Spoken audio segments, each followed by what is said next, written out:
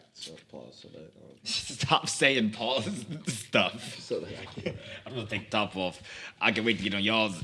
I just want to crack. 1, 2, 3, go. All she needed was some cardboard box boys. All he needed was some cardboard box boys. All they needed was some cardboard box boys. Cardboard box boys. Oh yeah. How do you feel about your friendships in your childhood? Very fortunate enough to still have friends from my childhood. I would probably say outside of like, dang, we're kind of young. I'm saying outside of college, most of my friendships are from my childhood, but that's because that's all we have to live off of. Yeah, really. I guess you're right. Yeah. Like we be thinking we old unks, but it's like, damn. But I feel like they ground you. I feel like childhood friendships really ground you because they saw you at your worst. Yeah. Not necessarily worse as in like depression or finance. Sometimes in that case, but not like financial, all that. I'm talking literally like looks wise. Yeah. Pre-glow up, all that. Like I remember, no shade to you, but seeing you early college, how you looked like smart starter locks. We're talking about childhood friendships, not young adult college. Sorry. Yeah, just glow ups. So petty. Sorry. Do you feel like, because when I think about like even like all the way back to elementary school friendships, I feel like back then friendship meant so, I don't want to say so little because it was definitely very influential, but to be a friend was just they're around and you guys play at recess sometimes. And when I think about friendships then versus now, I feel like it took so little work to be friends. Yeah. It's because you're around them so much. You know that you guys both grew up in the same area. You only have access to them versus when you get older, you can pick and choose more because there's so much more of a variety. You see so many more people. That makes sense. You're not in this little bubble. Being in LA, like there's people that I view as associates, people I view as friends. Back in the days, a lot of the people I view as associates today, I would have viewed as friends back then. It's just because there's so much more of a variety. You don't have to be on a play date with this person because their parents are best friends. Like, you know what I'm saying? Yeah. Now you're just on play dates because we're friends. Oh. I don't like calling them play or dates. But you know what I mean. I feel like when I was younger, and because when did Drake drop No New Friends? Was that like 2011? No new friends. Yeah, because I remember being young and just being like, young. why wouldn't he want new friends? Like, good for him, I guess, because he's a popular loner or whatever. You thought that young? Not those exact words, but I did remember thinking like, why wouldn't you want new friends? That seems like a weird hill to die on. But now I understand that it's like, it's a lot of work to have like real Look friends. at him now. He was right. Yeah, He shouldn't have found new friends because his new friends turned out to not be friends at all. But yeah, I just think it's so interesting the way that friendship is viewed and how adults we have a harder time making new friends because we understand what that entails. Same way, like if you had a girlfriend in elementary school, that just meant that y'all hugged and held hands sometimes. Yeah. Versus if you got a girlfriend now, it's a whole thing. The things I used to hear Dax to do in his Okay. Woo! Okay. No new friends. No new friends. He sure didn't make any new friends. He was making some new babies. But just talking to talk. You're allowed to think before you say things. You don't have to just keep going. I prefer to just keep going. That's what she said. But boom. I think that because of this is weird. So this summer I'm doing a teaching thing that he's also a part of. But I'm in administration. You gotta get it. Let's get into that. Explain. We have we're in a summer program. We're fortunate enough to help teach kids in the arts, acting. It's like a theater film kind of thing, musical theater. And we're both lucky enough to be able to give back to these kids. The only problem is that we both... It's not a problem. Well, not for you. We both applied to the job. He got the teacher role. I got the admin role. which is like, okay. Big boss. Except I get paid $5 less an hour. And I have to work extra hours. Yeah. I have to come in earlier and I have to leave later. And you just told me you get like... we get extra paid pay to just watch. Yeah, just watch other people do some malarkey, man. So, we'll see how this summer works out. But I said that to say that in my meeting prep for the summer, they were explaining that how different ranges of kids function. Basically, how the younger kids are actually the least, the second to least shyest. Then the middle-aged kids are the least shyest, and then the older are the most shy because they found out their insecurities and things that they're more shy about. That's facts. And it makes me think about friendships.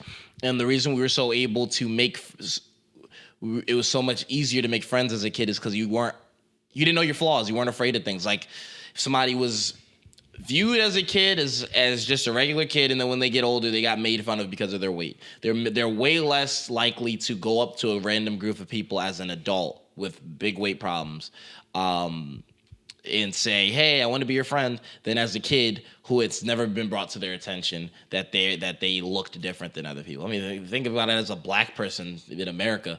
I remember I didn't even know, like as a kid, the difference between me and my friends. Like I'd have a lot of I had the most diverse friend group as a small kid. As a jit. But now I find myself, man, it's really black over here. Like it's really black. But I realized through my HBCU experience and through just life, I gravitate towards my people more. That's why I feel when Issa Rae be like, I just want people to win. Because it's like you find the same struggles. That's what you build with community. The same struggles, same opinions, same ideologies. And if it's different, it's kind of a difference in shaping, like us. I think we have very different opinions, but we shape each other. So it's like, if I have a different opinion than him, he has a different opinion than me right here.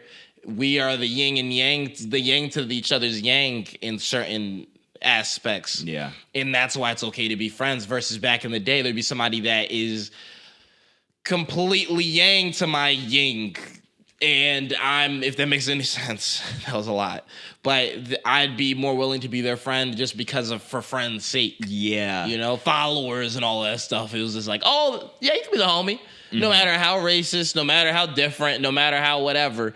Now it's racist, no matter how homophobic, no matter how everything. Yeah, that he is. We'll still be friends.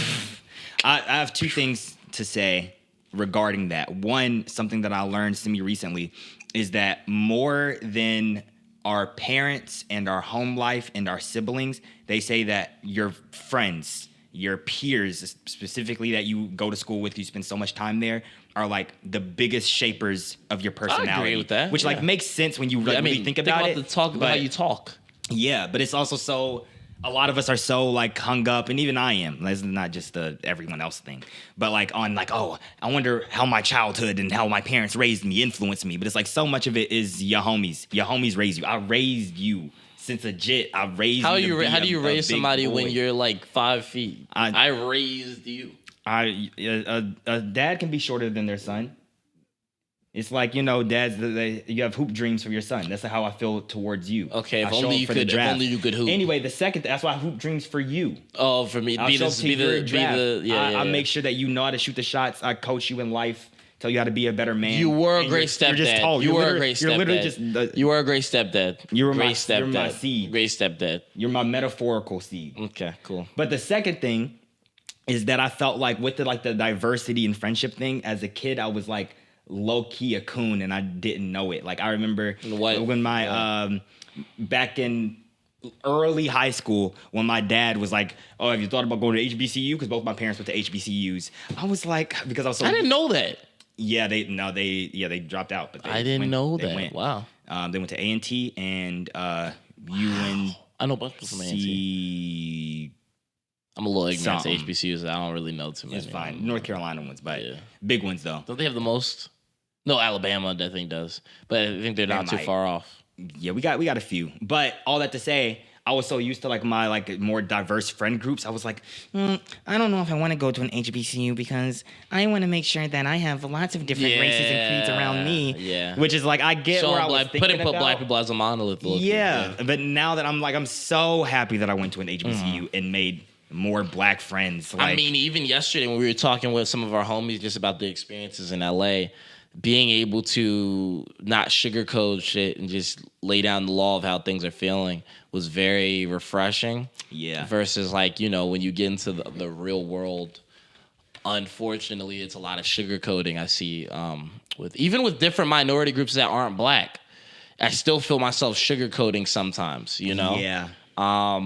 And I don't think that's right. And I think that's where like friendship comes into play. Mm-hmm. I do have friends that aren't my race that I don't feel the need to sugarcoat things with. That is very nice. It's a nice feeling. But I have to feel comfortable with them versus back in the day as a kid, I could call somebody friends and I don't have to feel comfortable around them. And I think that's the huge difference. I think like growing up, and now, I love all my white friends. I love all of them. But, what's you about to say?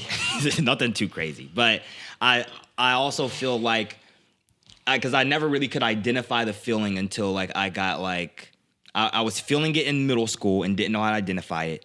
And then when I got to high school and then definitely by college, I was like, this is what it is. When I'm with a group of white people and I'm like one of the only black people, I just have to play it up. Not that. No, I don't have to play. Hey, look at me. No, I don't have to play it up. But I realize that I feel like as much as I love y'all, because y'all are my friends, y'all just don't understand. Get it. Yeah, I don't understand. And like every little even when it feels like it has nothing to do with race, it's just when we're all just interacting, I can tell that y'all just don't get it. No, even when it does have to do with race. Like, for example, I told you that one experience I had in Ralph's, was it Ralph's or Pavilions, where I went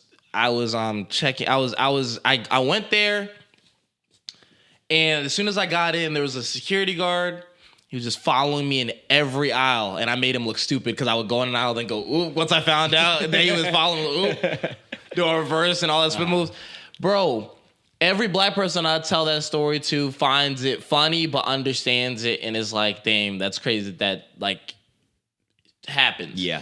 When I tell white people, it sounds like it comes from a specific standpoint. It's like it kind of feels like they're kind of like, that was a bad security guard. There's a few bad apples. Yeah, exactly. And I think that's a metaphor for how things, microcosm. Yeah, like how we view police, how we view politics, how we view everything. Where it's like, no, this wasn't a singular event. This happens constantly, and that's why we as black people can laugh about it. White people are like, did that really happen? They actually take it more serious because they think it's such a case by case thing. They're like, oh, that's such a terrible person. He shouldn't be doing that. Black people, they be so racist, bro. It's like funny low key, like it's like that. We don't take things so serious, and I think it's low key more racist, but not. What's the word for it? Where they're not trying to be racist, but them trying not to be racist makes it more racist sometimes, or makes you feel like it's more racist. I get what you mean. There's a terminology for that I can't think of, but that. Like, so everybody hates Chris, like that teacher? Yes, literally like her. It's like when I tell you something that is and this is a lesson to all y'all, my white friends that want to learn too how to make us feel more appreciated and comfortable. When we tell you certain things, believe it. Take it for face value of how we're explaining it, what we're explaining, instead of trying to be overbearing with everything, because that makes us feel kind of like more of different than you, because it's like the fact that you think this is such a dark thing because it only happened one time and it's not funny and it's all that kind of makes it feel more like, in a way, you don't understand my experiences. Because if you knew how often this type of stuff happens, you'd realize that this is laughable. Yeah. That this is, I get that you would think it's more serious because it doesn't happen to you, but it's just showing me more now. When I tell you something like that and your instant reaction is, versus when I tell black people and it's like, even when I tell like Latin people, it's it's like, yeah, it happens to us a little bit too. So I just think even like in regards to that, like I feel like it goes back to like adult friendships you have to just be so much more cognizant and aware to be a good friend. Yeah. And it can be hard to maintain that, which is why I'm real grateful. Even like to you, to like we hung out with like a bunch of like our homies from college yesterday. Like I just really am starting to value friendship and the work that it takes to maintain friendships, man. I really mean that. No, that's real. I mean, also thinking about how different places of your life in maintaining friendships are. Like there's certain times when I'm in a darker phase of my life. Like I remember my senior year, I was in a very dark phase of my life. And I remember when the ensemble all made me that card and stuff, that was really touching. Mm-hmm. And like going from that to then I'm on top of the world sometimes, you know, I'm doing this big thing. And seeing how the friendship still maintains, just like the same no matter what. I could be up here or down here. It's always smooth sailing, is a testament to friendship and to like how important it is. And again, I think friendship is community. And I think as I get older, I realize more of that phrase of it takes a village, because it's like, man, like if you think of life as a dolo mission, a solo dolo by yourself, it's very depressing and very scary. But when you think of life as like even yesterday, seeing that everybody doesn't have it as made or planned as you would think, including us, it's like, okay, we're all going through this. We're all struggling. All right. It sucks for all of us. Yeah. That's why Insecure was such a big show, because it's showing every aspect of Black life going through it. You got relationships, friendships, jobs going crazy, life spiraling, family dynamics changing, but those friends that are your best friends that go through all of those things with you and see you from point A to point B to point C, and how different you've become, whether it's for better or for worse, they see all of that. And I think that's crazy. Just like versus like as kids, nobody's really paying attention too much to it. Yeah. You know? I remember I got real pissed one time. I was like in the 5th grade. I had a best friend in 4th grade. Shout out my man's Donovan if you're watching this, because you just got married. Shout out you. Yeah, cool dude. But I remember we were like best friends in the 4th grade. 5th grade, he switched up a little bit. Like he ended up being best friends, trying to be, it felt like, with this like other dude named Jackie. And I remember being like, really? And I couldn't say, I didn't know how to explain, because we never said we're best friends, but you feel it in your heart as a young one, and so I didn't know how to express myself. But I not yo was a friend ho. For real, I felt like I was like and then he was trying to be friends with, ended up sort of flipping on him and was like, oh no, we're not like cool like that. And now you know how I feel about that. To me, now how I feel about friends. Meek Mill said a tough line. He said, "If you ever fuck my bitch, nigga, I salute you." So if you can ever take my friend away from me, nigga, I salute you. What? That's real. That nigga took him from you, so. But I feel like all in all, I think friendships are very important. I think whether old or young, they're very influential. And I think that this next thing we're about to show you has to do with you sometimes needing to make your own friends. We're brothers. We're happy and we're single and we're colored. Da-da-da-da. Give me a high five. Check this kid out. Ooh, P.U.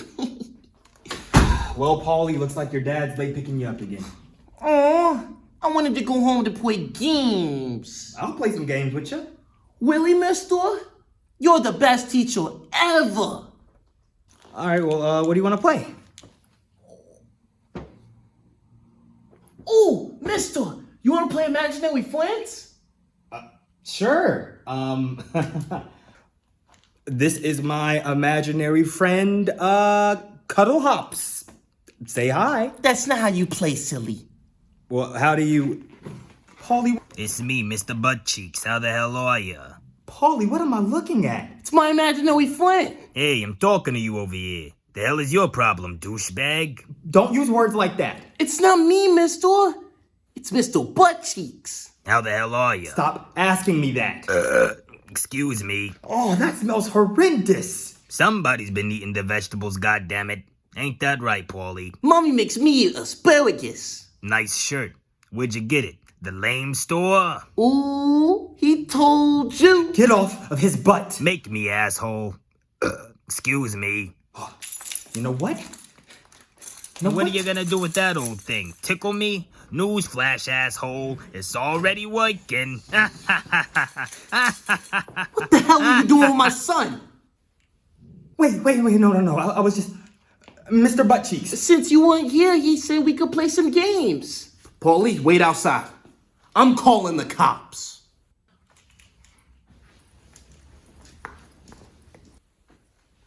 Hello? I'd like to report a child abuse. No. It isn't what it looks like. He was coming in, and he was doing these weird things. I saw him fool. What do you think he's doing? How the hell are you?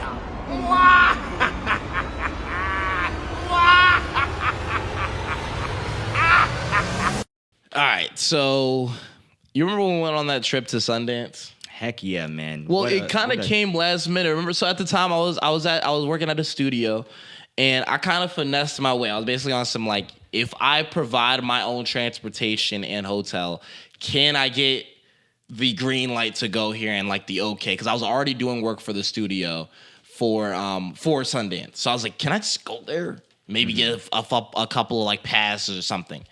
And they were like, why not? Boom.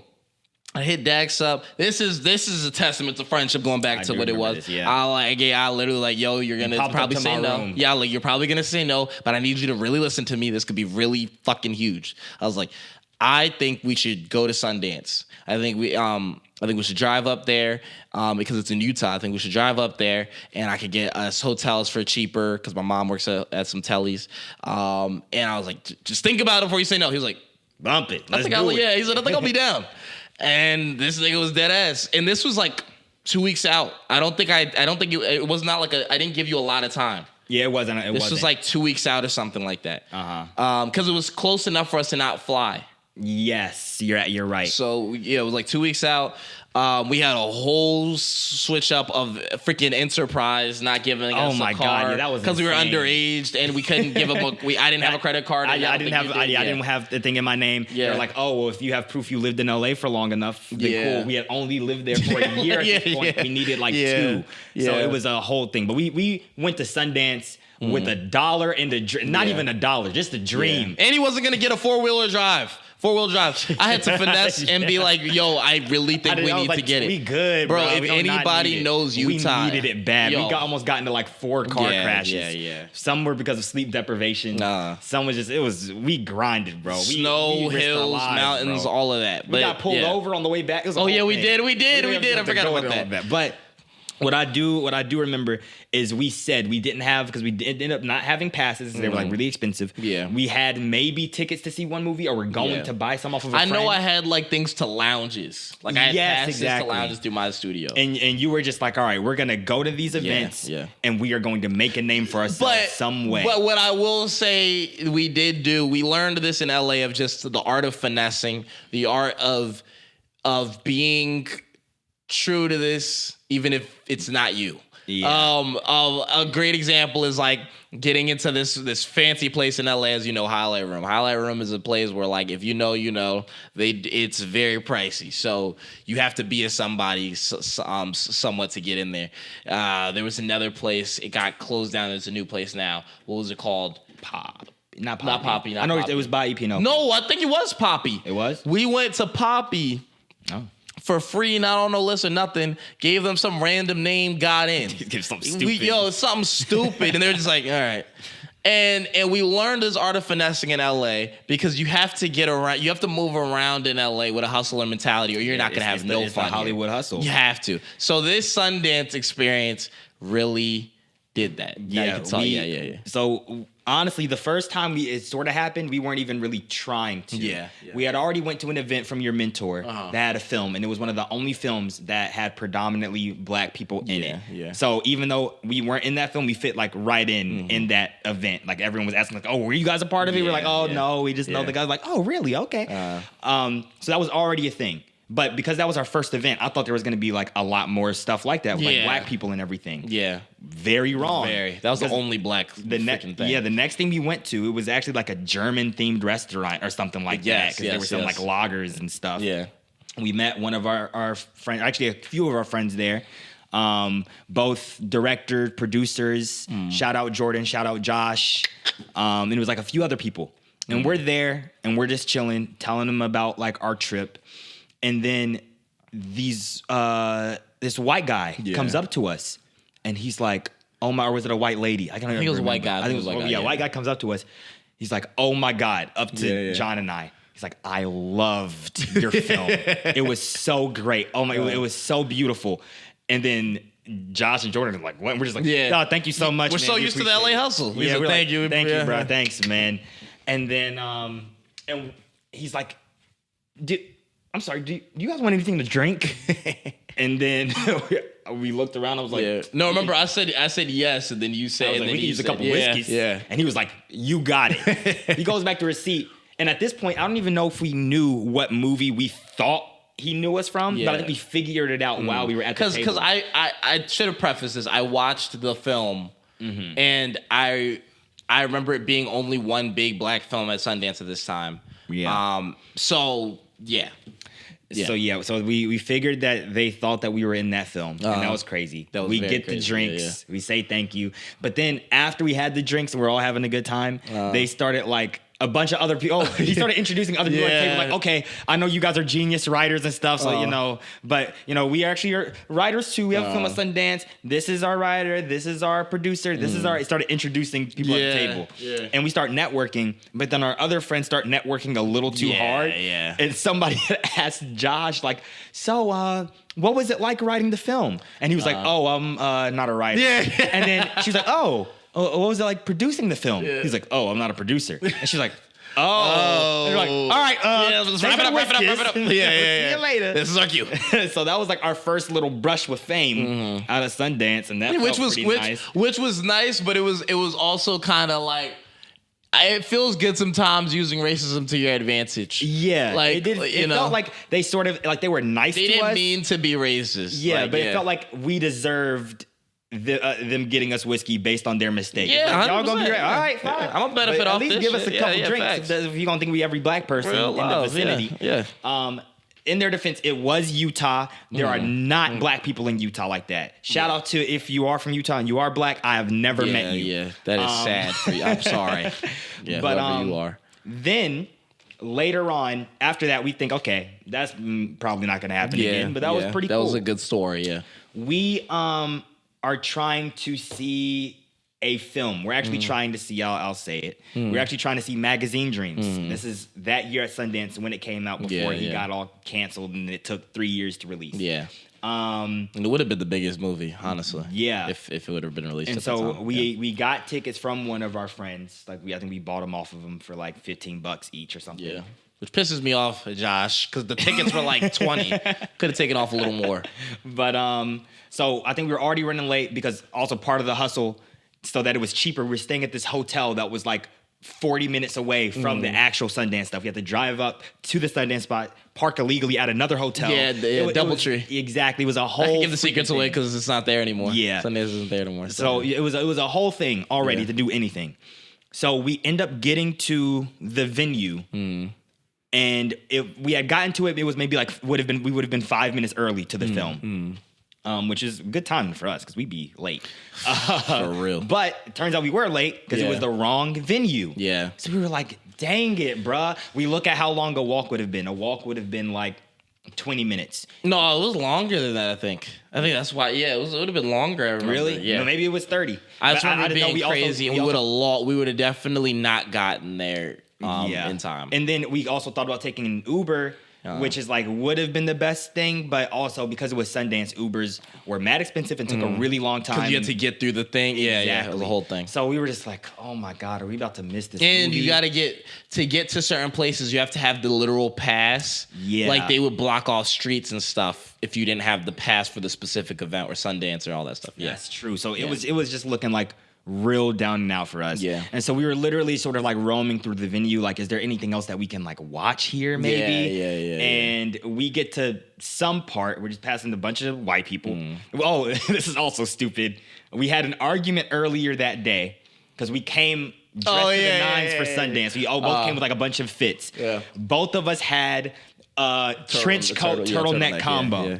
And if you know anything about black people, that shit go crazy. And then you put the chain outside, and that shit go crazy. But I won. Both of us, shut up. I won. We both dressed up in our turtleneck trench coat combo, and then saw each other and we're like, "You're not wearing that. You're not wearing it. Wearing it ruins the whole aesthetic." I think we rock paper scissors or something stupid. Yeah, he won, unfortunately. Yeah. So all that to say, he's looking important. I would have looked important had I gotten to wear it, but I had to wear it the last day. Shut up, Blackie. But then I actually, maybe you want to explain this part. So then basically we walk over, and mind, this is in like a school looking area. So we're walking all around. First off, we don't even know where the exit is. I don't know if you remember that part. And we used the bathroom, and there was a bunch of people in there, and then we went into like a room, and it was like a bunch of like filmmakers from another thing. We were just trying to basically figure stuff out. Then we go to this table, and we look at and there's like a few people, but it's like kind of ghost town over there. And we're like, we see this lady. We say, hey, do you know where the film? What's the film called again? Magazine Dreams is. And then she's like, Magazine Dreams? That's actually all the way in theater number 17. Mind you, we're in building like 1 or some shit. Yeah. So it's like different buildings, and we didn't know that. It was we're like 30 minutes away. It wasn't something you could just walk. And she was literally like, goodness. And then she's like, wait, you're the actor from that one film. And I was like, yes. and then I was like, yes, and this is the writer also. I was like, writer director for it. And she was like, this is so good. You're like, oh, thank you. Yeah, I was like, thank you so much. Yeah, and then we much will come of it. We just also just thanks. Thanks, you appreciate Get something out of this. No, literally, network something. And then she was like, wait, that means you guys are like VIP. And then she's like, First she asked us about our coach. She was about to coat check us. Mind you, we're not even at the right venue. And then after that coat check expense, she was like, you guys are like VIP. Wait. Why don't I just drive you over there? And we were like, yeah, sure. Mind you, in retrospect, that could have been crazy. That could have been very crazy. Yeah. But we were like, why not? Because also she was not, by the way, she was not a coat checker. Yeah, she's she was not like somebody a chauffeur. Big in Sundance. Yeah, she was. Yeah. She had a big position. Yeah, she should not have sullied herself down to little level and done this. Yeah. But she's like, you guys are so talented. You guys are big time. She's like, let me do this for you. And then I remember we were walking outside, and you were walking next to her, and I was behind. Yeah. And she was like, I can't believe I'm about to drive a couple of stars right now. We're both just look back. Yeah. I remember that we were walking over to her car. And then he was sitting in the front, I was sitting in the back. You know, I gotta be Hollywood. I'm in the back, obviously. And then the whole time, I'm kind of actually more silent, and you guys are shooting this shit in the front. We're hitting it off. Her name was Elaine. She was traveling to her husband to Spain. That's how I remember. I hope you guys are in Spain right now. I hope you are. I hope you, I forgot if they were moving or if it was a trip, but whatever it was, I hope you have or had an amazing time. Sorry for the subterfuge. So sorry. However, we really appreciated that ride. Very appreciative. But she was a really nice lady. She was amazing. Very really nice. Great. Yeah, very nice.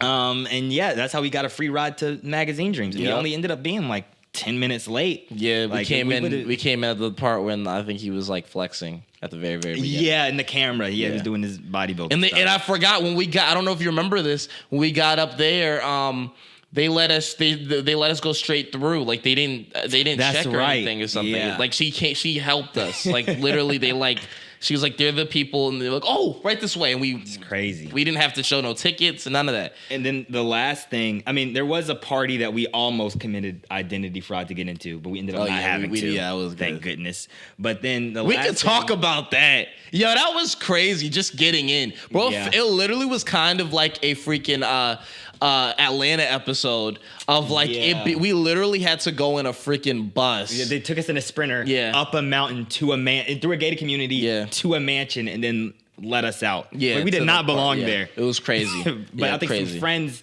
got cool with the dude who ran the party, and like got us in. But we were ready to just all finessing the whole weekend, and we then were gonna get in that party no matter what. We were gonna find a way. But yeah, so then one of his mentors, my man's shout out Coleman Domingo.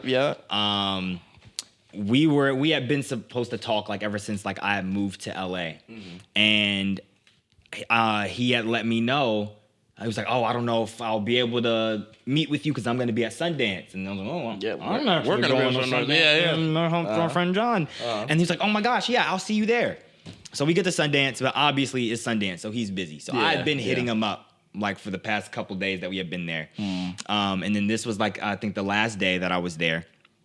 And he had said the day before, like, no specifics. Yeah. Because I was like, hey, where you at? And he's like, oh my gosh, I'm so busy, but I'm going to be at this variety panel. You got to come. It's going to be great. And I was like, okay. Well, where is it? No response. TikTok. That's all I knew. Variety panel. So at first I was like, okay, this just isn't happening. On an Uber on the way to another event, I see a building that says variety.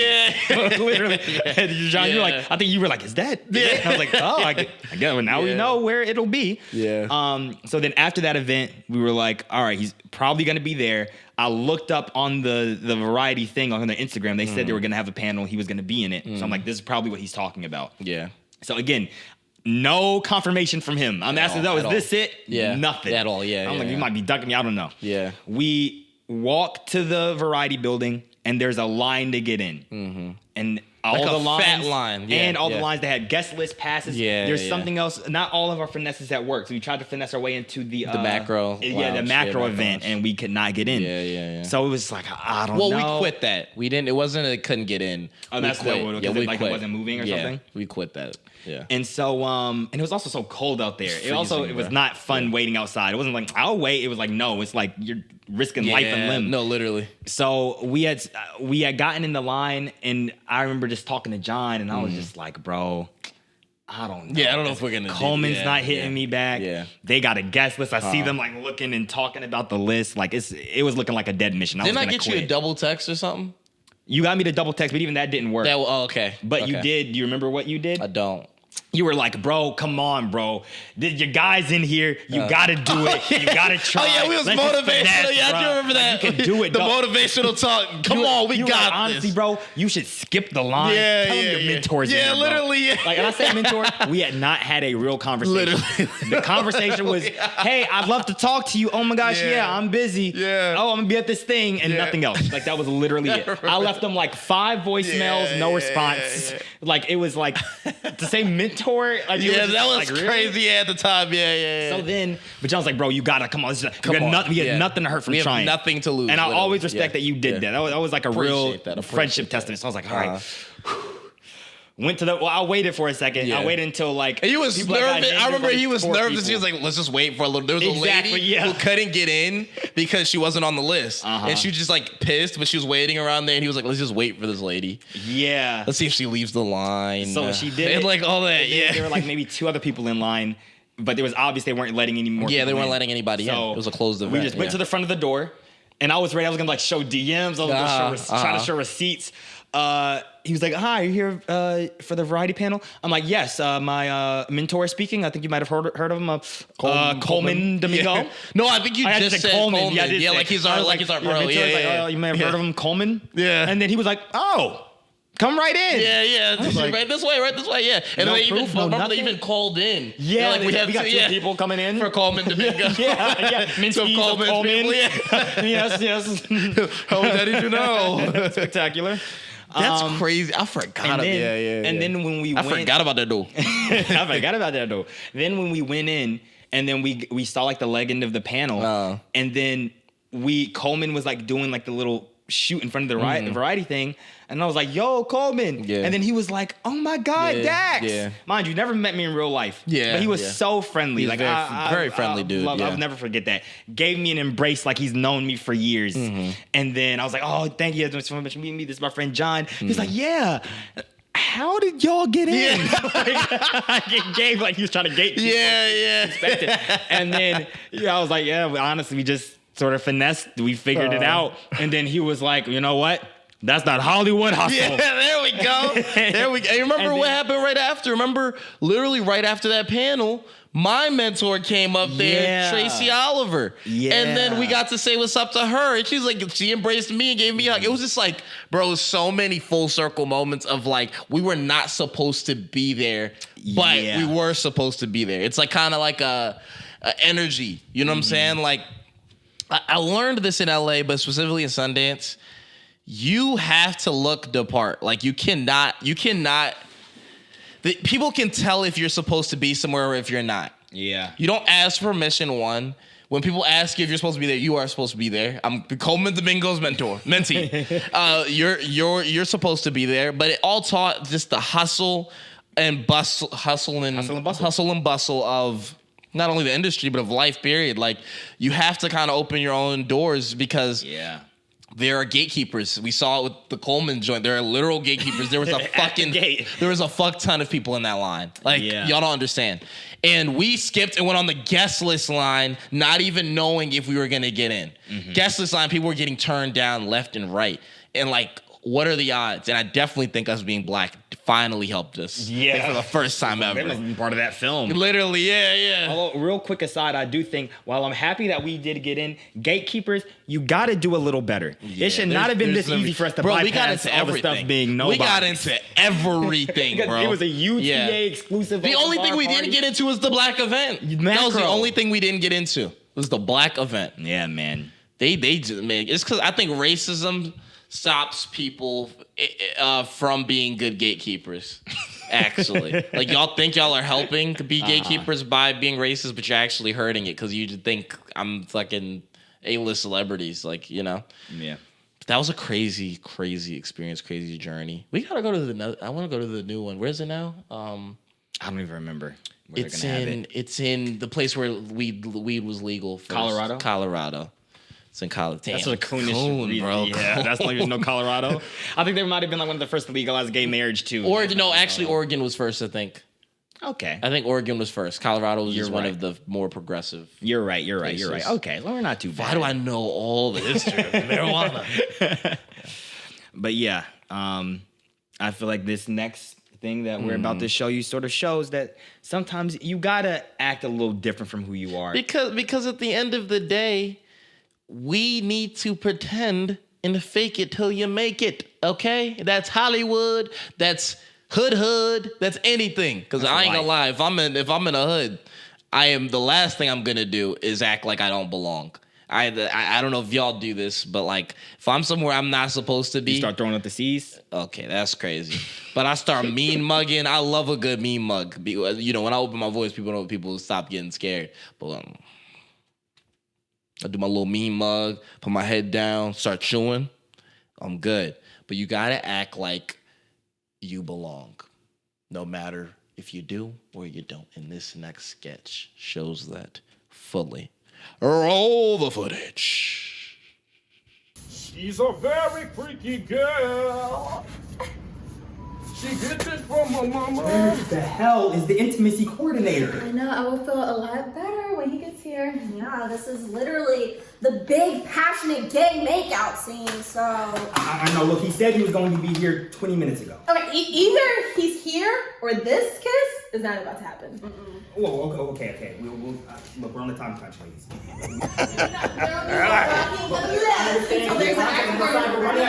Sorry, crazy morning.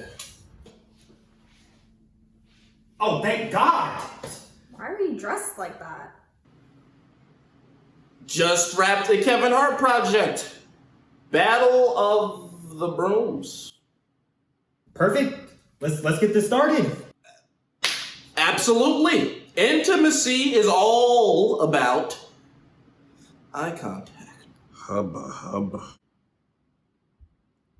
Now, before any physical touch, I need to know everyone's boundaries. No touching under clothes. No tongue. Oh, come on! I mean, of course. Shouldn't you be writing this stuff down? Here.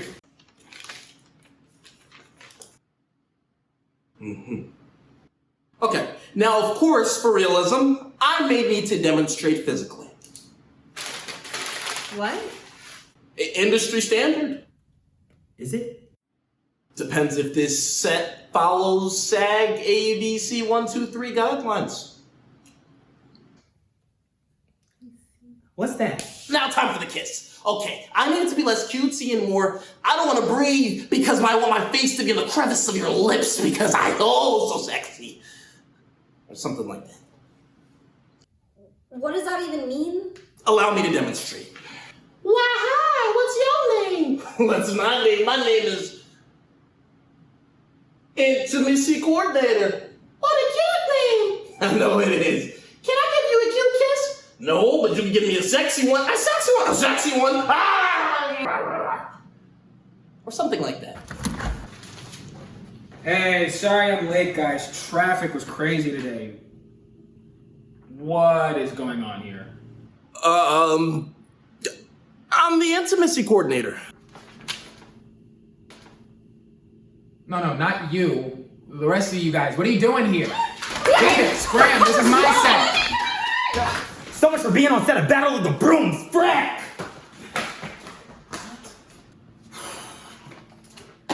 All right, Kevin and DJ should be out soon. You ready? Huh? The makeout seems silly. Someone's got to show them how it's done, right? I'll see you in 10. All right. Yeah. Bye. Everyone. Hope you enjoyed it. My voice cracked, but whatever. It is what it is. We love you so much. And if you watch till the end, then you're our biggest fan and you can never leave. And you're gay. 1, 2, 3, go. All she needed was some cardboard box boys. All he needed was some cardboard box boys. All they needed was some cardboard box boys. Cardboard box boys.